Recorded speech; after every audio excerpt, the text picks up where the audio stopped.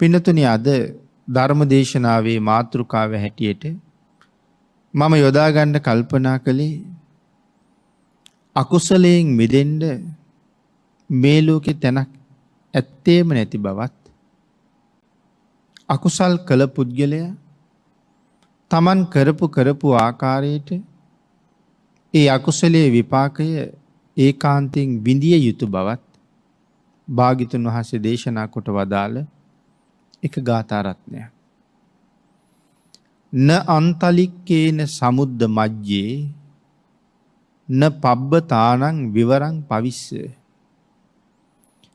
න විජ්ජතිසෝ ජගති පදේසෝ යත්තට්ටිතෝ මුංචෙය්‍ය පාපකම්මා. අපේ භාග්‍යතුන් වහන්සේ දේශනා කරපු මේ උතුම් ගාථා රත්නේ සරල තේරුම සිහිපත් කළොත් පව්කමින් එහෙම නැත්නම් අකුසලයෙන් මිදිය හැකි තැනක් සමුද්‍රයේත් නැහැ. අහසෙත් නැහැ. පර්වත ගුහාවක ගල් ගුහාවක හැංගිලා හිටියත් අකුසලයෙන් බේරෙන්න විදිහක් නැහැ. කියන කාරණාව තමයි මේ ගාථාවේ සරලවම තේරුම හැටියට සඳහන් කරන්න වෙන්නේ. මේ වාගේ ගාථා රත්නයක් දේශනා කරලා මෙවන් ධර්ම කාරණාවක් පැහැදිලි කළේ මොන වාගේ හේතු කාරණා නිසාද කියන කාරණාව අපි ටිකක් සාකච්ඡා කළොත් අපේ බුදුරජාණන් වහන්සේ සවැත් නුවර වැඩ ඉන්න කාලේ, ඒ කියන්නේ ජේතවනාරාමේ, භික්ෂුන් වහන්සේලා නිරන්තරයෙන් සිව් දිසාවෙන්ම භාග්‍යතුන් වහන්සේ වැඳගන්න හැමදාම වාගේ වඩිනවා. ආන් එහෙම වඩින භික්ෂූන් වහන්සේලා තුන් පිරිසක් මගදී මූණ දුන්න අත්දැකීම් තුනක් භාග්‍යතුන් වහන්සේගෙන් අහනවා. ඒ කාරණාවට පිළිතුරු දීලා තවත් ඒ කාරණාව පැහැදිලි කරන්න තමයි මේ ගාථා රත්නය දේශනා කොට වදාළේ. එයින් පළවෙනි භික්ෂූන් වහන්සේලා කණ්ඩායම බුදුරජාණන් වහන්සේ දැකගන්න බොහෝම දුර ඉඳලා වඩිනකොට එක ගමක දායක පිරිසක් ආරාධනාවක් කරනවා, ස්වාමීනි අද දවල්ට අපෙන් දානේ වළඳන්න කියලා. උන්වහන්සේලාත් ආරාධනාව පිළි අරගෙන ඒ නිවසට දානේ වළඳන්න වැඩියා. බොහෝ දෙනෙක් එකතු වෙලා ගමේ අය දානේ හදනවා. අතීතයේ සාමාන්‍යයෙන් දානෙකට ආරාධනා කරාම උදේ කාලෙම්ම වඩිනවා කල් වේලාසනේ. මොකද එක වේලයි පිණ්ඩපාතේ වැඩි. ඉතින් ඒ කලින්ම වැඩියහම දායක පිරිස උදේම කැඳ පූජා කරනවා. කැඳ කැවිලි වර්ග පූජා කරලා දහවල් දානේ පිළිගන්වන වෙලාව වෙනකන් සමහර අය ආරාධනා කරලා බණ අහනවා. තව සමහර අය Tamanට තියෙන ගැටලු විසඳ ගන්නවා. දහවල් දානේ වෙලාව ආවහම දානේ පූජා කරනවා. එදත් මේ නිවසේ කැඳ කැවිලි ආදී පූජා කරලා දැන් පිරිස භික්ෂූන් වහන්සේලා ළඟ බණ අහනවා. ඒ අතරේ තව පිරිසක් දානේ හදනවා. දානේ හදමින් ඉන්න අතරේ එක කාන්තාවක් මේ තෙලෙන් බැදලා හදන ව්‍යංජනයක් පිළියෙල කරන වෙලාවේ එක පාරමාර භාජනයට ගිනි ගත්තා. ගිනි අරගෙන නැගිච්ච ගින්න වහලෙටත් ඇවුලුණා. දැන් වහලෙන් උඩට ගින්දර නැගෙනවා. හදිසියෙම හුළඟකුත් ආවා. අහල තිබිච්ච රොඩු ගොඩක් හුළඟින් අහසට එසවිලා ඉහලින් පාවෙලා යන ගමන් අර වහලෙන් උඩට නැගෙන ගින්නට අහු වුණා. දැන් රොඩු ගොඩට ගිනි ඇවිලිලා රොඩු ගොඩ එහෙම්මම ගින්දරත් එක්ක අහස යනවා. අහසේ පියාඹාගෙන එන කපුටෙක් මේ ගිනි ජාලාවට අහු වෙලා පිලිස්සලා මැරිලා වැටුණා. ඒක දැකපු හුඟක් අය කම්පාවටපත් වුණා. භික්ෂූන් වහන්සේලා කල්පනා කළා මේක කරුමයක්මයි. අපි භාග්‍යතුන් වහන්සේ ගාවටනේ වඩින්නේ. වැඩියහම මේ කාරණාව අහන්න ඕනේ කියලා. දෙවනි කණ්ඩායම නැවක තමයි බුදුන් භාග්‍යතුන් වහන්සේ දකින්න එන්නේ. සාගරේ තරණය කරලා එන්න ඕනේ. එන ගමන් මේ නැව සාගරේ නතර වුණා. ඉතින් නැවේ ඉංජිනේරුවරු නොයෙක් ආකාරයෙන් උත්සාහ කළා මේ නැව ඉදිරියට පදවන්න. කාර්මික දෝෂ තියෙනවද කියලා හොයලා බැලුවා. එහෙම දෝෂයක් හොයාගන්නත් නැහැ. නමුත් නැව ඉදිරියට ගෙනියන්නත් බෑ. ඉතින් සෑහෙන වෙලාවක් මේ සඳහා කාලය ගත කරලා බැරිම තැන තීරණය කළා මේ නැවේ ඉන්නවා කවුරු හරි මහා පව්කාරයෙක්. ඒ පව්කාරයා නැවෙන් ඉවත් කරන තුරු මේ නැව යන්නේ නැහැ. දැන් ඉපින්නතුනි පව්කාරයා හොයන්න ඕනේ නේ. ඉතින් දැන් කොහොමද පව්කාරයා හොයන්නේ? හැමෝම බොහොම ලස්සනට ඇඳලා පැළඳලා ඉන්නවා. මේ පිරිස තීරණය කළා අපි කුසපත් ඇදීමක් කරමු කියලා. එක කඩදාසි කෑල්ලක ලීවා පව්කාරයා එහෙම නැත්නම් කාලකන්ණියා කියලා ලීවා. ලියලා දැන් මේ කොළ ටික කලවම් කරලා නැවේ ඉන්න සියලුම දෙනාට ඒ කුසපත් බෙදුවා. බෙදලා එක එක්කෙනා ළඟට ගිහිල්ලා දැන් Tamanට ලැබිච්ච එකේ මොකද්ද ලියලා තියෙන්නේ? එහෙම බලාගෙන යනවා. අර කාලකන්ණියා කියන කොළ කෑල්ල හරියටම ලැබිලා තිබුණේ නැවේ ප්‍රධාන නාවිකයාගේ තරුණ බිරිඳට. ඉතින් මේක එක වතාවක් කරලා පිළිගන්න බෑ කියලා නැවත එකතු කළා. නැවතත් බෙදුවා. දෙවනි වතාවෙත් ඒක ලැබුණේ ඇයටමයි. නැවත එකතු කළා. ආයෙත් බෙදුවා. තුන්වෙනි වතාවෙත් ඒ කොළ කෑල්ල ලැබුණේ ඇයටමයි. ඉතින් දැන් කාටවත් කරගන්න දෙයක් නැහැ. සියලු දෙනාම ප්‍රධාන නාවිකයාගේ මූණ දිහා බැලුවා. දැන් මේ ඔහුගේ බිරිඳ ඔහුත් අසරණයි. ඒ නිසා ඔහු සඳහන් කළා අවස්ථා තුනකම ඒ කොළ කෑල්ල ඇයටම ලැබෙන්න හේතුවක් තියෙන්න ඕනේ. එහෙනම් මැය වෙන්න ඇති නැවේ ඉන්න පව්කාරියේ. බරපතල පව් තියෙන කෙනා. කියන්නේ මේ වෙලාවේ දැන් විපාක දෙන්න සූදානම්. ඉතින් එක කාන්තාවක් නිසා මේ නැවේ ඉන්න විශාල පිරිසක් ජීවිත අනතුරේ දාගන්නවට මං කැමති නෑ.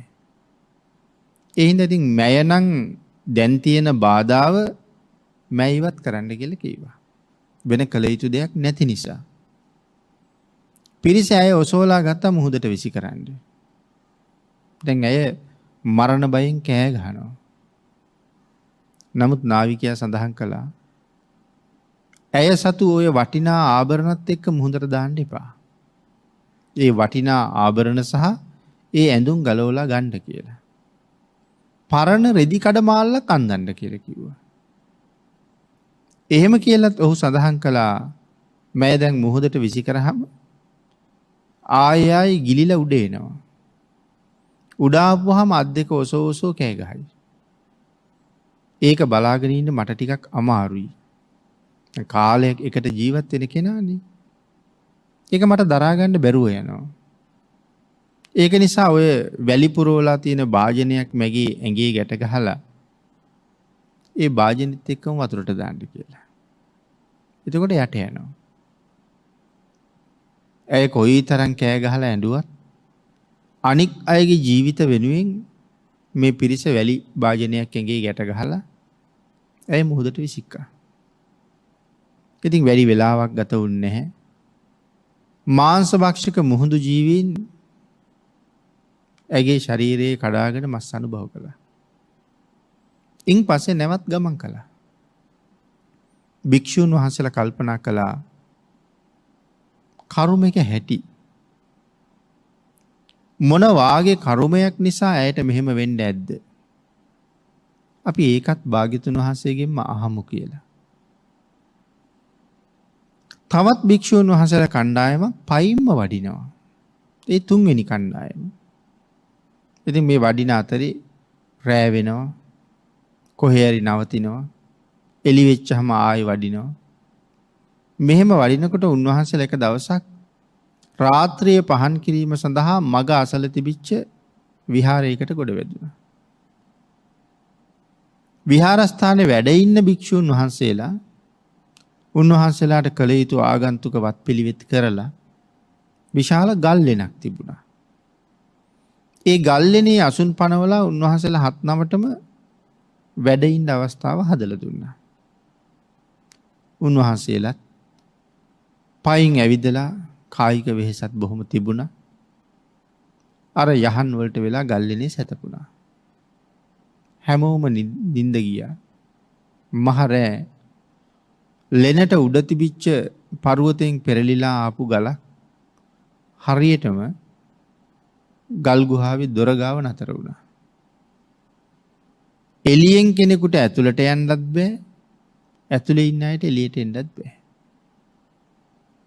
දන්න තරම් උත්සාහ කළා ගල අයින් කරන්න. නමුත් ගල නෙමෙයි යම් ප්‍රමාණයක්වත් සලව ගන්න පුළුවන් වුණේ. හැමෝම කම්පාවට පත් වුණා. අනේ ඇතුලේ ඉන්න හාමුදුරුවන්ට පැන් ටිකක් දෙන්නේ කොහොමද? දානි ටිකක් දෙන්නේ කොහොමද? නමුත් වෙන කරන්න දෙයක්වත් නැහැ. ඉතින් අත්හැරලා දැම්මා. උන්වහන්සේලා බොහෝම පීඩාවට පත් වුණා. පැනුත් නැහැ, ආහාරත් නැහැ. දවස් 7ක් ඉක්ම ගියාට පස්සේ මේ ගල ඉබේම පෙරලිලා ගියා. අර ස්වාමීන් වහන්සේලා බොහෝම හාමත් වෙලා යන්තම් පනනල රැඳිලා තියෙනවා. අදත් මේ ගල පෙරළුන්නේ නැත්තම් උන්වහන්සේලා අනිවාර්යෙන් අපවත් වෙනවා. ඉතින් දායක පිරිස බොහෝම දුකෙන් ඉස්සරලාම ඔය පෝෂණීය පාන වර්ග ඊට පස්සේ කැඳ වර්ග සියුම් ආහාර මේ භික්ෂූන් වහන්සේලා ටික ටික වළඳවලා ඒ දින ගානක් ශරීරේ වේලිලානේ. ටිකක් නිරෝගී වුණාට පස්සේ ප්‍රණීත ආහාර වළඳවලා නැවත ශක්තිමත් කෙරෙව්වා. ඊට පස්සේ උන්වහන්සේලාත් හිතාගත්තා අපි 7 දිනකට වෙච්චදී භාග්‍යතුන් වහන්සේගෙන් අහන්න ඕනේ කියන්නේ. දැන් කණ්ඩායම් තුනම තුන් පැත්තෙන් පිටත් වෙලා ඇවිල්ලා මාර්ගයේ එක තැනකදී තුන් පිරිසම මුණ ගැහුණා. මාර්ගයේ මුණ ගැහිලා ජේතවනාරාමයට ගිහිල්ලා බුදුරජාණන් වහන්සේට වන්දනා කරලා ටික වෙලාවක් ආගිය තොරතුරු සැප දුක් භාග්‍යතුන් වහන්සේ සියලු දෙනාගෙන් ඇහුවා. ඉතින් ඒ කාරණාවලට පිළිතුරු දෙන ගමන් මේ තමන්ට මූණ දෙන්න ලැබිච්ච අත්දැකීම් ගැන උන්වහන්සේලා බුදුරජාණන් වහන්සේට පැහැදිලි කළා. පළවෙනි කණ්ඩායම අර කපුටගේ කතාව මතක් කළා. බුදුරජාණන් වහන්සේ දේශනා කළා මහණෙනි ඒක පුදුම සහගත දෙයක් නෙමෙයි. ඔය කපුටා පෙර භවයක ගොවියෙක්. මේ ගොවියා කුඹුරු වල වැඩ කරනකොට කුඹුරු හාණ්ඩ තමන්ගේ ගවයෝ ටික අරන් යනවා. මේ ගවයෝ අතර හිටියා වැඩට බොහොම කම්මැලි ගවයෙක්. අරගෙන යනකොට මගට ගිහිල්ලා බිම වැටිලා නිදා ගන්නවා. ඉතින් කෙවිටි වලින් ගහලා නැගිට්ටෙව්වත් ටිකක් දුර ගිහිල්ලා ආයෙත් නිදා ගන්නවා. කුඹුරට ගෙනියන්න හරිම අමාරුයි. ඉතින් හැමදාම මේ වැඩක් කරන්න ගියම මෙයාගෙන් මේ කරදරයට ලක් වෙනවා. එක දවසක් ගොවියට හොඳටම තරහ ගියා. අසල තිබිච්ච පිදුරු කන්දකින් ගොඩාක් පිදුරු ගෙනල්ලා මේ ගවයා වැහෙනකම්ම මුළු ඇඟේම පිදුරු එතුවා. ඔතල අර පිදුරු කට්ට බඳිනවා වගේ තැන් තැන් වලින් බැන්දා. බැඳලා කීවා ඔබ හැමදාම සැපසේම නිදාගනින්. එහෙම කියලා පිදුරු වලට ගින්දර තිබ්බා. අර ගවයා ඒ ගින්නෙන්ම දැවිලා අළු වෙලාම ගියා. භාග්‍යතුන් වහන්සේ දේශනා කළා මහණෙනි ඒ කරපු අපරාධයට ඒ ගොවියා চিරාත් කාලයක් බොහෝ කාලයක් නිරා දුක් විඳා. නිරයේ දුක් විඳලා ඉතුරු වුණ අවශේෂ කර්මය තිරිසන් ආත්මය උපද්දවලා මේ විදිහට විපාක දුන්නා. මේ සත්වයා ගින්නට අහු වෙලා පිලිස්සුලා මැරුණ 5 වෙනි වතාව මේකයි. මීට කලිනොත් අවස්ථා 4කම ගින්නෙන් පිච්චිලා මැරිලා තියෙනවා. නමුත් තාම ඉවරයි කියලා දේශනාවක් නැහැ. අනික් භික්ෂූන් වහන්සේලා නැවේදී සිද්ධ වුණ කාරණාව පැහැදිලි කළා.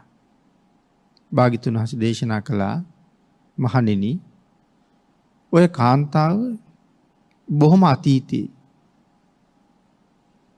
මනුෂ්‍ය දුවක් වෙලා ඉපදිලා තරුණයෙක් එක්ක විවාහ වෙලා බොහොම සතුටින් තමන්ගේ විවාහ ජීවිතය ගත කළා.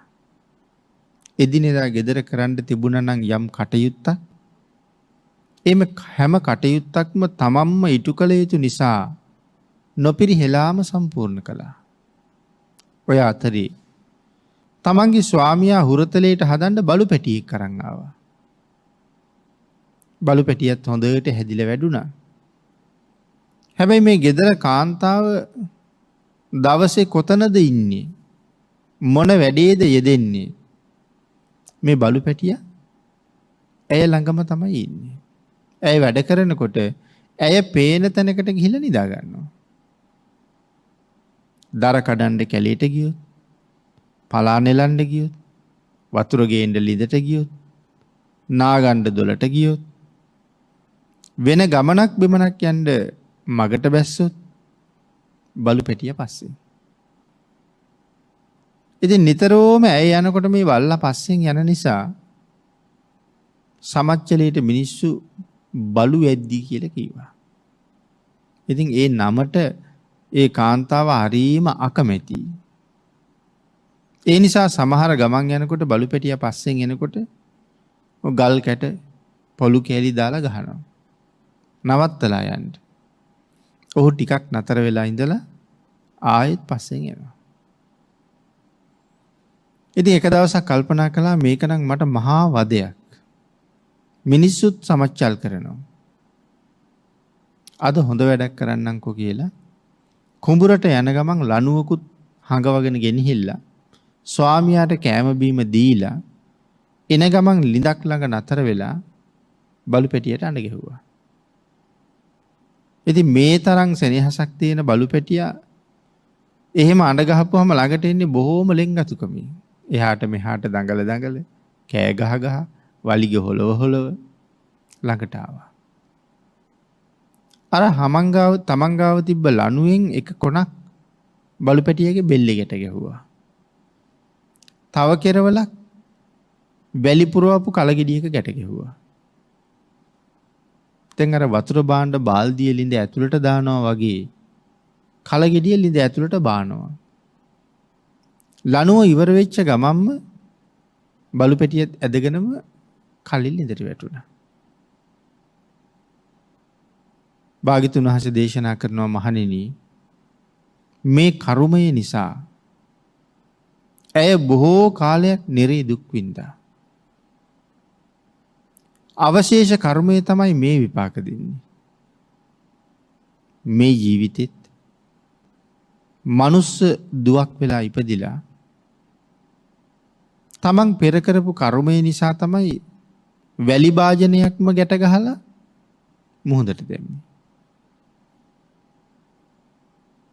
තුන්වෙනි භික්ෂුන් වහන්සේලා කණ්ඩායම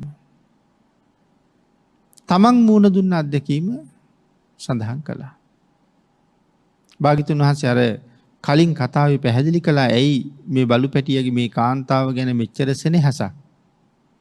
මීට ආත්ම 3කට කලින් මේ බලු පැටිය ඇගේ ස්වාමියා ඒ සෙනෙහස තමයි මේ තියෙන්නේ. ආත්ම 3ක් කියලා කිව්වට පින්නතුනි ළඟ ළඟ නෙමෙයි මේ කතා කරන්නේ. කොයිතරම් දීර්ඝව මුණ ගැහෙන්නේ නැද්ද? නැත්තම් නිරේ කොච්චර කාලයක් ඉන්නේ නැද්ද?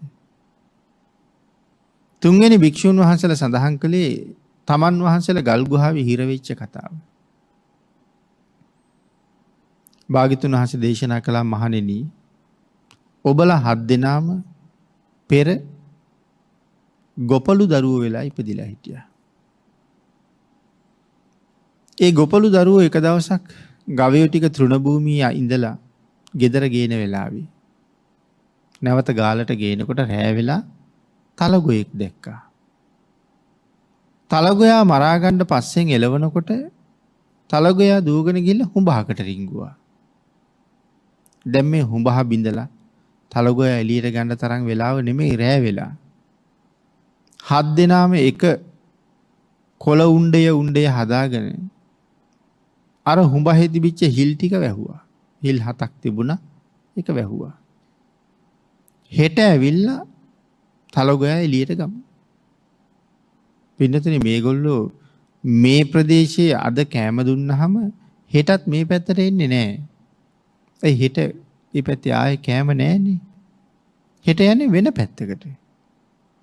සාමාන්‍යයෙන් සුමානේ ඉවර වෙලා ඊළඟට අර කලින් ගියපු පැත්තට යනවා.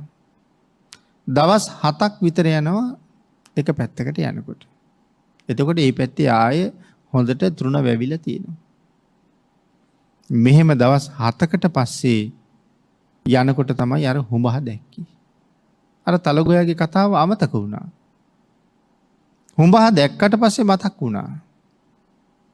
යන් උජහට කියලා ගිහිල්ලා අර ගහලා තිබ්බ කොළ උණ්ඩ ටික අයින් කරලා බලහම තලගොයා සාපිපාසාවෙන් හොඳට ඕම පීඩාවටපත් වෙලා. යන්තම් පණ රැඳිලා තියෙනවා. ඔහු බොහොම අමාරුවෙන් හුඹහෙන් එළියට ඇදිලා කැලෑවට ඇදිලා ගියා මොනවා හරි හොයාගන්න. අර තරුණ ළමයි කල්පනා කළා මේ තලගොයා අපි මරන්න ඕනේ. දැන් මැරුවට වැඩක් නැහැ. ඒ බඩගින්න නිසා ශරීරය බොහොම කෙසඟ වෙලා. දැන් මස් නැහැ. ඒ නිසා මරන්න අවශ්‍ය නැහැ යන්න හරිමු. මේ කාරණාව භාග්‍යතුන් වහන්සේ පැහැදිලි කරලා දේශනා කළා මහණෙනි. එදා ඒ ගොපල්ලු අද ඔබලමයි. හැබැයි ඔබලා මේ කර්මය නිසා නිරේට ගියේ නෑ. හේතුව තලගොයා මැරුවේ නෑනේ. මැරුවනන්නේ ප්‍රාණඝාත කර්මය වෙන්නේ. මැරුවේ නෑ. නමුත් බොහොම පීඩාවටපත් කළා. ආන් ඒක තමයි ගල් ගුහාවේ පීඩාවටපත් උනේ. මේ විදිහට කෑම බීම නැතුව තැනක හිර වෙලා 7 දවසක් දුක් විඳපු 14 වෙනි අවස්ථාව මේකයි. මීට කලින් අවස්ථා 13ක ওই විදිහට දුක් විඳලා තියෙනවා. කියන කාරණාව පැහැදිලි කරලා අපේ භාග්‍යතුන් වහන්සේ අපි අර මුලින් දේශනා කරපු ගාථා රත්නය දේශනා කළා. න අන්තලික්කේන සමුද්ද මජ්ජේ යම් කර්මයක් විපාක දෙන්න එළඹිලා තියෙන මොහොතක සාගරයේ මැද්දේ හිටියත් ඒ කර්මය විපාක දෙනවා. බේරෙන්න ක්‍රමයක් ඇත්තෙම නැහැ. ඊළඟට සඳහන් කළා නපබ්බතානං විවරං පවිස්ස කර්මයෙන් බේරෙන්න කියලා හිතලා පර්වතයක් මුදුනට නැගලා ඒ මුදුනේ තියෙන ගල් ගුහාවකට වෙලා ජීවත් වුණත් සුදුසු වෙලාවට ඔහු හොයාගෙන කර්මය ලැබෙනවා. තුන්වෙනිවට දේශනා කළා නවිජ්ජතිසෝ జగති පදේසු අහසෙත් බෑ. අහසේ හිටියත් කර්මය විපාක දෙනවා. යත් තට්ටිතු නමුංචෙය්‍ය පාපකම්මා. වින්නතනි පාප කර්මය කොතන නමුත් විපාක දෙනවමයි. ජගතිප්පදේසු. මොකද්ද මේ ජගතිප්පදේසු කියලා කියන්නේ?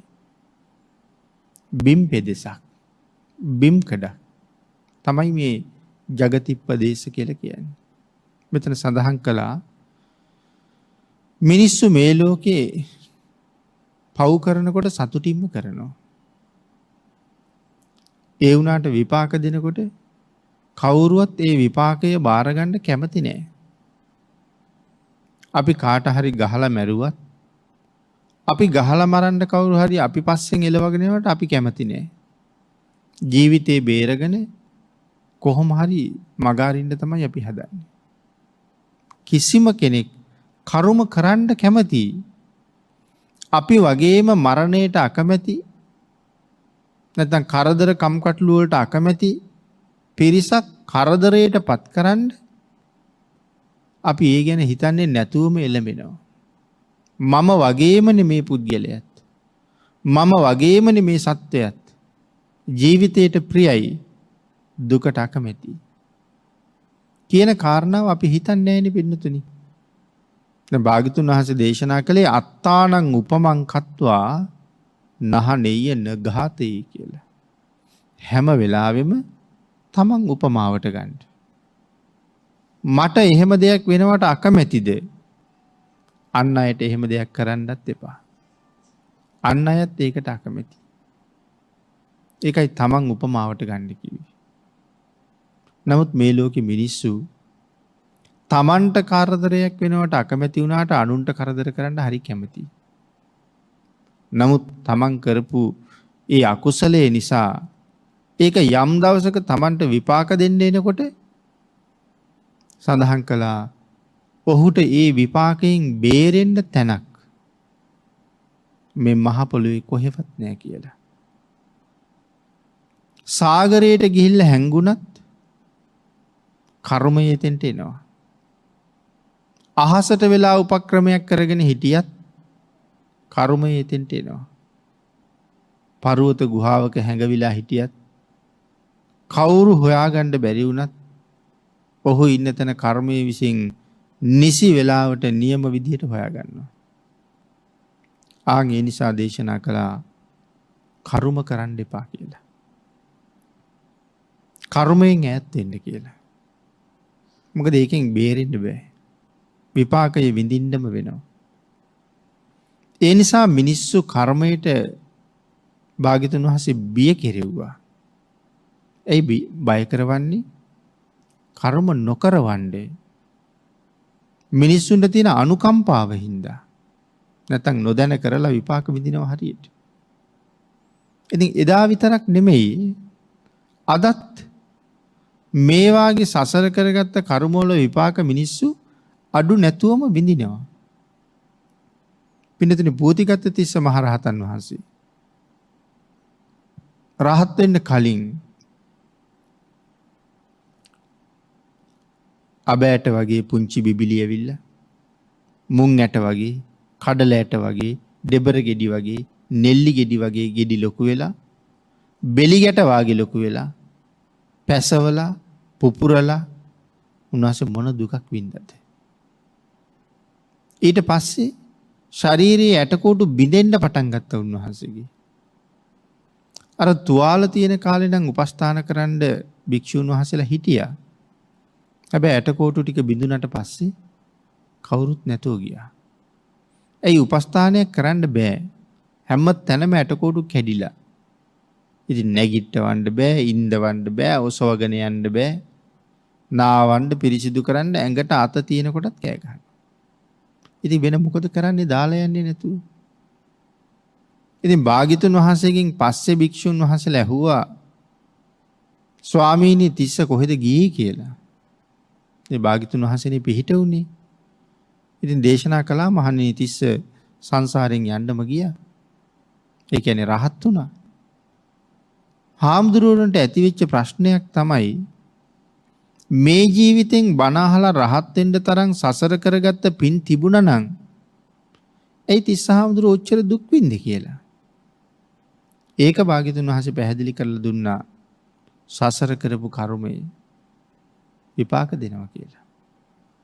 මොකද්ද මේ කර්මය කියලා අහපුවම දේශනා කළේ වැද්දෙක් වෙලා ඉපදලා හිටපු කාලේ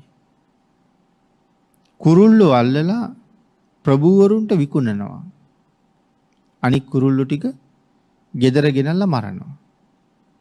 මරලා හෙට උදේට ගිහිල්ලා බලහම කුණු වෙලා. ආන් ඒ නිසා කල්පනා කළා උදේටම මරනවා. නමුත් ඉතින් අතහැරලා තියන්නත් බෑ ඔක්කොම යනවා. ඒ නිසා හැම කුරුල්ලෙකුගේම කකුල් කඩනවා.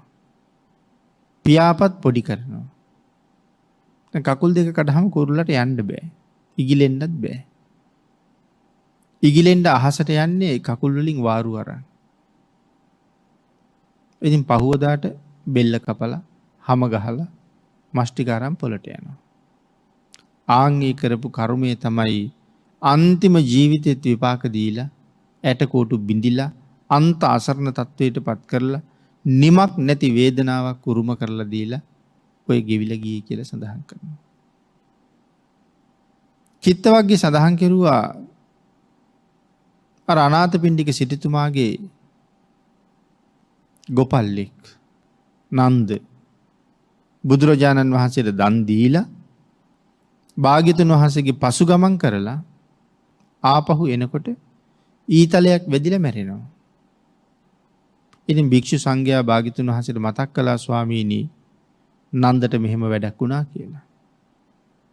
නන්ද අපේ පස්සෙන් ආවේ නැත්තම් නන්දට ඕක වෙන්නේ නැහනේ ස්වාමීනි කියලා කිව්වා. භාග්‍යතුන් වහන්සේ දේශනා කළා මහණෙනි ඒත් නන්ද අද මැරෙනවා. අට දිසාවෙන් කොයි දිසාවට ගියත් දස දිසාවෙන් කොයි දිසාවට ගියත් අද නන්දගේ මරණය නවත්තන්න සමත් කෙනෙක් නැහැ. නන්ද අද මැරෙනවා. ගෙදර හිටියත් මැරෙනවා. අපිත් එක්ක ආව නිසාත් මැරුණා. අපිත් එක්ක නෑවිත් ගෙදර හිටියානම් නන්ද බේරෙනවනේ කියලා කතාවක් නෑ. අද නන්ද මැරෙන දවසේ. එන සංසාරේ කාට හරි මේ වාගේ ඊතලයකින් ඇනලා නන්ද මරලා තියෙන්නේ නැති. එතකොට අපි ජීවත් වෙන පරිසරය ගැන හිතන්න. දැන් මේ කාලේ හැමෝම කතා වෙනවා අර කාන්තාවකගේ බෙල්ල කපලා බෑග් එකක දාගෙන ගියපු කතාව. තමන්ගේ කර්මය හොයාගෙන ගියපු හැටි. කවදාවත් ඒ පුද්ගලයා පිටිපස්සෙන් යනකොට ඇය හිතන්නේ නැද්ද මොහු දවසක මගේ බෙල්ල කපන කෙනා කියලා? එහෙම හැඟීමක්වත් නැහැ. ඔය සමාජ මාධ්‍යයට ගිහිල්ලා බලහම ඔය වාගේ සිදුවීම් කීයක් පිළිබඳව වාර්තා කරලා තියෙනවද? මුද්‍රිත මාධ්‍ය, විද්‍යුත් මාධ්‍ය, ඔය හැම තැනකින්ම අපිට ඕන තරම් ඒ වාගේ දේවල් අහන්න ලැබෙනවා. නමුත් කවුරුවත් හිතන්නේ නැහැ මේකට සංසාරයේ සම්බන්ධයක් ඇති කියලා. ඒ කර්මය හොයාගන්න යන්නේ. කෙනෙක් බොහෝ වෙලාවට අපිට ලං වෙන්නේ කාරණා දෙකක් සඳහා. එක්ක හැබෑම සෙනෙහසට. එහෙම නැත්තම් පලිගන්න. ওই දෙකෙන් එකක් නේ හැමතැනම වෙන්නේ. ස්වාමියා වුණත්, බිරිඳ වුණත්, යාළු මිත්‍රයෝ වුණත් ඔය හැම තැනකම අවසානයේ තියෙන්නේ එක්ක පලිගැනීමක් එහෙම නැත්තම් හැබෑ සෙනෙහස. සෙනෙහස දක්වන අය 100ට එක්කෙනයි දෙන්නයි හම්බෙන්නේ. අනික හැම ජීවිතයක්ම අවාසනාවන්ත විදිහට විසඳෙනවා. මැරුවේ නැතත් බොහොම දුක්ඛිත තත්ත්වයකටපත් වෙනවා. මේක තමයි සංසාරේ හැටි. අපිට භාග්‍යතුන් වහන්සේ ඒ කාරණා ටික ඉතා අපූර්වට පැහැදිලි කළා. කර්මයේ යථා ස්වභාවයත් මනවින්ම දේශනා කළා. මහණෙනි මෙයයි ස්වභාවය. මේකෙන් ආරක්ෂා වෙන්න කර්ම රැස් නොකර ඉන්න. චුල්ලකම්ම විභංග සූත්‍රයේ මේ ගැන කරුණු හේතු සාධක කොයිතරම් විස්තර කළාද? යමෙක් යම් අකුසලයක් කර්මයක් කළොත් තමන්ටත් සංසාරේ ඒ විදිහටම විඳින්න ලැබෙනවා. අපි සාකච්ඡා කරපු කාරණා 3 ගැන හිතන්න. ගොවියෙක් ගොනෙක් ගිනි තියලා මැරුවා. ඔහුටත් සසර උරුම ගිනි වැදිලා මැරෙන එකම තමයි. අර කාන්තාව බලු පැටියෙක් වතුරේ ගිල්ලෙව්වා. ඈත් සසර විපාක විඳින්නේ ජලයේ ගිලිලම මැරෙනවා. ගොපළු දරුවෝ ටික තලගොයා අසරණ කළා හුඹ හැදුලි හිර කරලා. මේ අයත් ඒ විදිහටම දුක් විඳිනවා. එහෙනම් අද අපි යම් කර්මයක් කරයිද පින්නතුනි අපිටත් ඒක ඒ විදිහටම එනවා. කූඹියෙක් මැරුවා, මදුරුවෙක් මැරුවා, ඊට වඩා ලොකු සතෙක් මැරුවා. මේක ඕක කළත් යම් ක්‍රමයක් පාවිච්චි කළාද ඒක අපිටත් එහෙමමයි. සමහර වෙලාවට මදුරුවෙක් වාගේ නම් ගහලා මරනවා. කූඹියෙක් වගේ නම් සිහිය නැති නිසා සමහරලාට දෂ්ට කරනකොට ද්වේෂ සිතින් එක්ක විලුඹෙන් එහෙම නැත්නම් පාදේ වෙනත් ස්ථානයකින් ඒ කූඹියා තද කරලා පිහලා දානවා. ඉතින් අපි දන්නවා මැරෙන බව. එහෙම නැත්නම් අතින් ඇඟිල්ලෙන් තද කරලා මරලා දානවා. ඉතින් අඹරලා වාගේ දාලා මරන්නේ. මේ කර්මය අපිට එන්නේ නැහැ කියලා හිතනවාද? ප්‍රාණඝාතය නිසා නිරයත් උරුමයි. නිරයෙන් මිදුනහම ඒ මරාපු විදිහට අපිට බොහෝ වෙලාවට විපාක විඳින්න සිද්ධ වෙනවා. ඒ නිසායි බුදුරජාණන් වහන්සේ මේ තරම්ම කරුණු පැහැදිලි කළේ. පින්නතුනි මේ වාගේ ශරීරයකට කූඹියෙක් දෂ්ට කරාම අපිට මහා ලොකු හානියක් වෙන්නේ නැහැ. මදුරුවෙක් කෑවා කියලා අපිට මහා ලොකු හානියක් වෙන්නේ නැහැ ඒකෙන්. නමුත් මදුරුවා මරන්න ගිහිල්ලා මට කොච්චර කාලයකට හානි කරගන්නවද? සාමාන්‍යයෙන් ප්‍රාණඝාත කරපු අය මොනවාගේ නිරය මට්ටමකට යනවද කියන කාරණාව පැහැදිලි කරනකොට මේ සංජීව කියන නිරය මට්ටමට තමයි ප්‍රාණඝාත කරන අය වැඩිපුර ගිහිල්ලා තියෙන්නේ. සංජීවය කියලා කියන්නේ ආයුෂ අඩුම නිරේ මට්ටම. ඉතින් එතෙන්ට මදුරුව මැරුවත්, අලියෝ මැරුවත්, හරක් මැරුවත් බොහෝ වෙලාවට සංජීවයට තීරණය වෙනවා. තව නොයෙක් කර්ම එක්ක විදවන්න තැන් බොහොම තියෙනවා. අති දීර්ඝ ආයුෂයක්. සාමාන්‍යයෙන් ඉලක්කම් වලින් සඳහන් කළොත් මේ සංජීව නිරේ ආයු ප්‍රමාණය බිලියන 1620ක් විතර දල වශයෙන් කියන්න තියෙනවා. අනික් නිරේවල් එහෙකවත් මෙහෙම සඳහන් කරන්න පුළුවන් කමක් නැහැ. පින්නතුනි මේ විදිහට කල්පනා කරලා බලහම අවුරුදු කෝටි ගාණක් දුක් විඳින්න වටිනවද මේ මදුරුවට ගහන එක? මට මහා සැපයක් ලැබෙනවද මේ මදුරුවා මැරුවා කියලා? එහෙනම් මෙච්චර කාලයක් දුක් විඳින්න මදුරුවා මරණ එක වටිනවද කියන කාරණාව හිතන්න පටන් ගත්තාම අපිට මේක නොකළ යුතු දෙයක්ම කියලා හිතෙනවා. බුදුරජාණන් වහන්සේ අපිට දේශනා කළා පන්සිල්. ඊට පස්සේ දේශනා කළා අටසිල්. නවාංග උපෝසත සීලය, දසාංග උපෝසත සීලය. මේ විදිහට සීලේ මට්ටම් තියෙනවා. පන්සිල් ගැන සඳහන් කළොත් අපේ නීවරණ අඩු වෙන විදිහට තමයි මේ පන්සිල් දේශනා කරලා තියෙන්නේ. පිළිවෙලින් නීවරණ අඩු වෙන විදිහට. කාමච්ඡන්ද, ව්‍යාපාද, තීන මිද්ද, උද්ධච්ච කුක්කුච්ච, විතිකිච්ඡා, ප්‍රාණඝාත, අදත්තා දාන, කාම මිත්‍යාචාර මේ වගේ කරන අකුසල් කාමච්ඡන්දයටමයි තියෙනවා. ව්‍යාපාදයත් ඔය අතර තියෙනවා. ප්‍රාණඝාත කරනකොට අනුන් නසන චේතනාවක් තියෙනවා. සමහරලාට සමහර සත්තු මරනකොට මාංශමය තණ්හාව තියෙනවා. මදුරුවෙක් වාගේ මරනකොට මදුරුවාගේ මස් බලාපොරොත්තුවක් නැහැනේ. නමුත් ද්වේෂසිත තියෙනවා.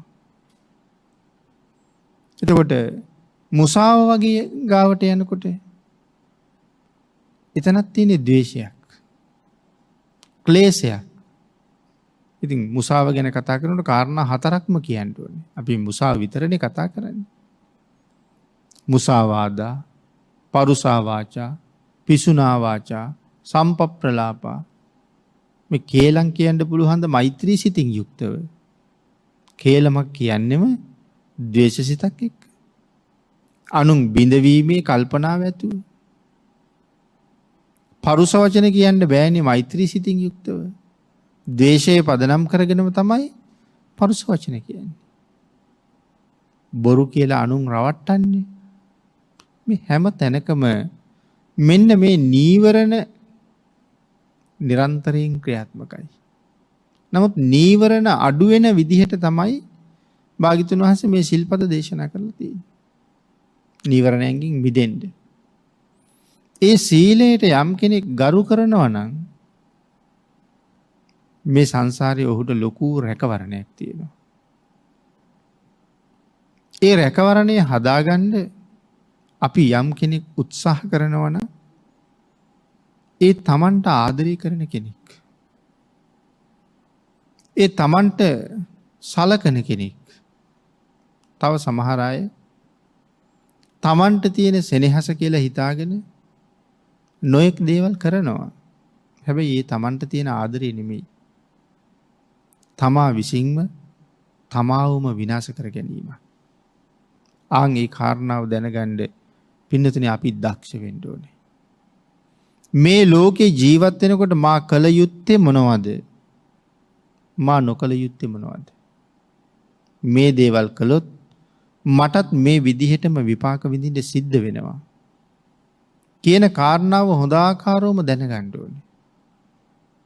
ඔය කාරණාව තමයි කරණීය මත සූත්‍රයේ සක්කෝ කියලා දේශනා කොට වදාළේ. සක්කෝ උජූච සූජූච. මොකක්ද එතකොට මේ සක්කෝ කියන වචනේ තේරුම? සක්කෝ කියලා කියන්නේ පින්නතුනේ දක්ෂයෙක් වෙන්න ඕනේ.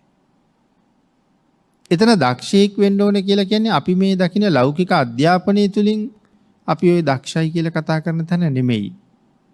කර්මයයි කර්ම ඵලයයි දැනගන්න ඕනේ. මේ දේ කළොත් මට මෙහෙම වෙනවා. මේ යහපත කළොත් මේ වාගේ යහපතක් උදා වෙනවා. මේ අකුසලයේ කළොත් ඒත් මට මේ වාගේ විපාකයක් තියෙනවා. කර්මයයි කර්ම ඵලයයි දැනගෙන කල යුත්ත නොකල යුත්ත හඳුනගෙන නොකල යුතු දෙයින් ඈත් වෙලා කල යුතු දේ සම්පූර්ණ කරන්න මේ ලෝකේ ජීවත් වෙන පුද්ගලයා දක්ෂ වෙන්න ඕනේ. සතර අපායට යන මග වහලා සුගතියේ මග අරගන්න ඔහු දක්ෂ වෙන්න ඕනේ. ආන් එහෙම කෙනෙකුටයි මෙතන සක්කෝ කියලා කියන්නේ. දක්ෂයෙක්. ආධ්‍යාත්මික ජීවිත මාර්ගයේ දිගටම මේ ආධ්‍යාත්මික මග ගමන් කරන්න ඔහුට මහ විශේෂ හැකියාවක් තියෙන්න ඕනේ. අපි දකිනවනේ සමහර අය සමහර කාලෙක සිල් රෙදි මහගෙන පොත්පත් අරගෙන සිල් ගන්න යන්න කියලා සූදානම් වෙනවා. ඒගොල්ලෝ සිල් ගන්න යනවා. පෝයක් දෙකක් තුනක් ගිහිල්ලා එතනින් එහාට ඒක ජීවිතය ආය අත්හැරලම දානවා.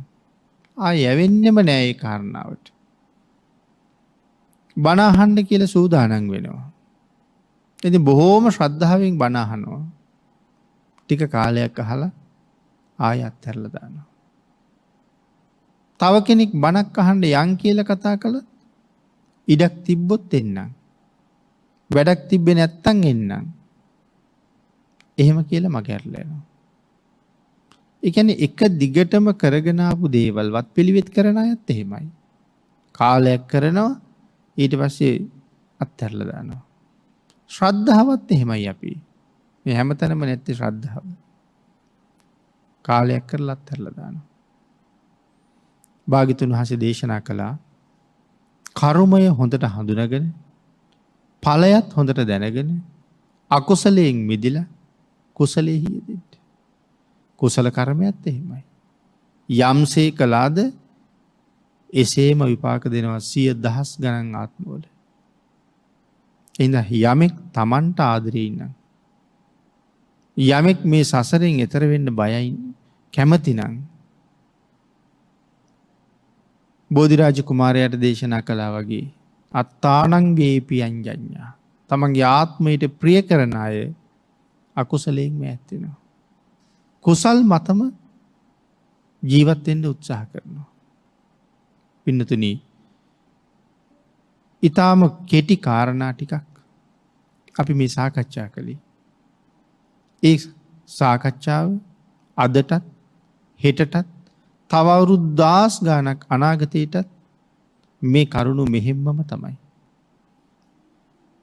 මේ කරුණු ටික දැනගෙන අකුසලයයි කුසලයයි හඳුනාගෙන අකුසලයෙන් ඈත් වෙලා කුසලයේ යෙදිලා කටයුතු කරන්න හැම කෙනෙකුටම සිත් පහළ වෙන්න ඕනේ.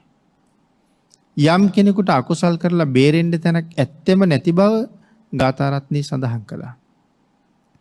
එවන හැංගෙන්න තැනක් ඇත්තෙම නෑ. විපාකය මං හොයාගෙන එනවමයි. කාලයක් තිස්සේ අකුසල් කරලා පස්සේ මේක දැනගත්තොත් එදාට දුක හිතෙනවා. පින්නතුනි, කවදා හරි අපි දවසක මැරෙනවා. ඒ මැරෙන දවසට සතුටු වෙලා මැරෙන්න පුළුවන් වෙන්න ඕනේ.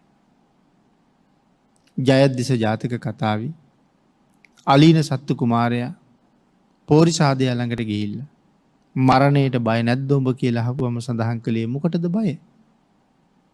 මට මැරුණත් එකයි මට නොමැරුණත් එකයි.